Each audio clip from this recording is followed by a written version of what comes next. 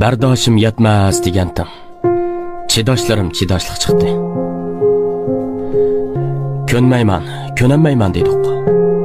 Ammo beshimizga kelganda yig'lab turibmi ko'ndik, kulib turibmi ko'ndik. Baribir hammaga ko'ndik.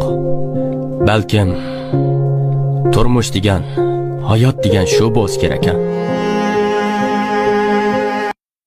Belkim taşlar bir günü sen yaktırgan kişiler seni. Belkim taşlar